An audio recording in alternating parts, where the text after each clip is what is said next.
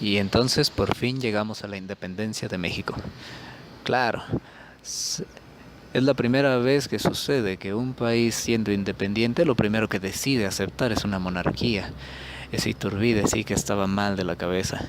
Y debido a ello, Santana, apoyado por el plan de Casamata y por Vicente Guerrero, deciden derrocarlo, porque eso no estaba bien. Ellos querían volver a proclamar el Congreso, una identidad que necesitaban como nación. Cuando uno se vuelve independiente, no siempre las cosas salen como uno desea. España deseaba volver a reconquistar esa poderosa colonia que tenía en América. Así que Fernando desconoce el Tratado de Córdoba y envía a sus terratenientes a invadir la Veracruz en 1825. Afortunadamente, las fuerzas de Antonio López de Santana pudieron vencer a ese ejército que había enviado. No conforme con ello, Fernando VII de su monarquía volvió a enviar fuerzas armadas, pero esta vez al mando de Isidro Barradas. Nadie puede contra los mexicanos. Santana y su ejército el 11 de septiembre de 1829 volvió a derrotarlos. Es así como la reconquista española jamás pudo ser efectuada.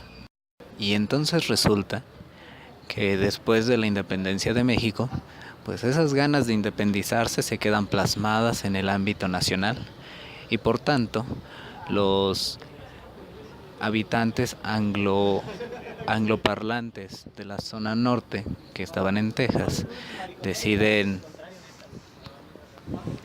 coincidir en que es necesario dejar territorio nacional e inicia una guerra por esta liberación que va de 1835 a 1836.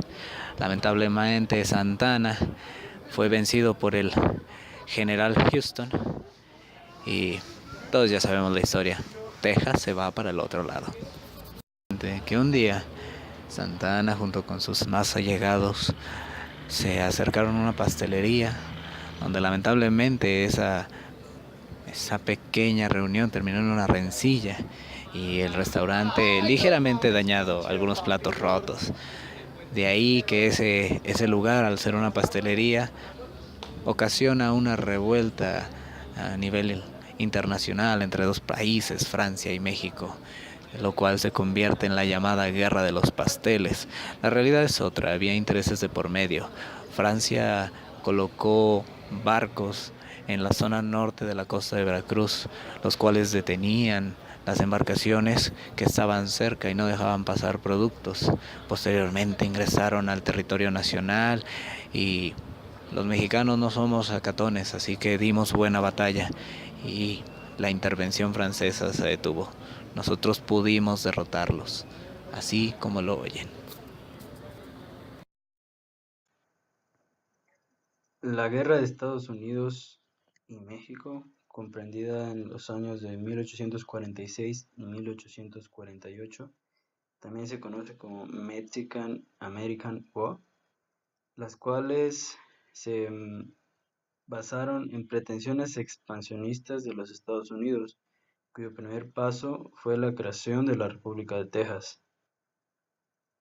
Posteriormente, la entrada del ejército estadounidense a la zona comprendida entre los ríos Nueces y Bravo, más la demanda de indemnización al gobierno mexicano por los daños causados en Texas durante su guerra de independencia y los intereses de Estados Unidos en adquirir los territorios de Nuevo México, Arizona, Nevada, parte de Colorado y de Utah. Brevemente, el 13 de septiembre fue atacado el castillo de Chapultepec, el cual cayó en una defensa en la que intervinieron los jóvenes cadetes de ese plantel militar, muriendo varios de ellos, los conocidos niños héroes. Durante el asalto cayeron prisioneros los generales Mariano. Todo esto terminó con la firma del Tratado de Guadalupe Hidalgo, firmada en la villa homónica, hoy parte de la Ciudad de México, el día 2 de febrero de 1848. La Revolución de Ayutla, comprendida en los años 1854 y 1855. Este fue un movimiento insurgente originado en el estado de Guerrero, debido a la inconformidad con la dictadura del entonces presidente Antonio López de Santa Anna, que aprovechando la abolición de la Constitución Federal de 1824, gobernaba dictatorialmente con el título de Su Alteza Serenísima. Las inconformidades en contra de Santa Anna crecieron por la venta de la mesilla y los liberales, encabezados por Juan Álvarez, Tomás Moreno y Florencio Villarreal, dieron a conocer el Plan de Ayutla, en el cual se desconocía a Santa Anna como presidente y se exigía que se revisaran las acciones de este, que se eligiera un presidente provisional y que se creara el Congreso Constituyente de 1800. Las leyes de reforma son un conjunto de leyes expedidas entre 1855 y 1861 durante los gobiernos de Juan Álvarez, Ignacio Comonfort y Benito Juárez. El objetivo principal de estas leyes era separar a la Iglesia del gobierno o Estado, aunque la fecha más importante de estas leyes de reforma fue entre los años 1855 y 1857, en el cual, en el año de 1857, se llevó a cabo el Congreso Constituyentes, el cual arrojó como resultado la Constitución de 1857. La Guerra de Reforma, también conocida como la Guerra de los 3 Años, aconteció en México entre los años de 1858 y 1861, años en los cuales ocupaba la presidencia Benito Juárez. La nación estaba dividida en dos grandes partidos, liberales y conservadores. Con el transcurso de los años, la guerra se hizo más sangrienta y polarizó a la gente de la nación. La guerra terminó con la derrota definitiva de los conservadores en la batalla de Calpulalpan en el Estado de México en el año de 1861, y con Benito Juárez instalando su administración en la Ciudad de México. Durante el proceso de la Guerra de Reforma, también se proclamó el Plan de Tacubaya por Félix Zuluaga. Para los años de 1862 a 1867 se da el conflicto de México ante la segunda intervención francesa, y esto causado por la suspensión de pagos de la deuda externa encabezada por el expresidente Benito Juárez.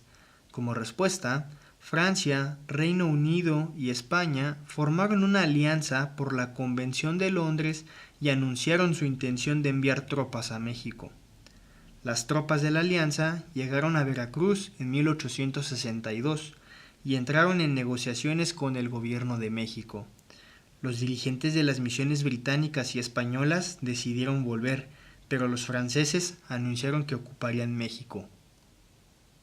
Tras sufrir un revés en Puebla el 5 de mayo de 1862, los franceses ocuparon la capital del país, dando como consecuencia a la formación del Segundo Imperio Mexicano, estado gobernado por Maximiliano de Habsburgo, y que fue apoyado por los conservadores mexicanos y la Iglesia Católica.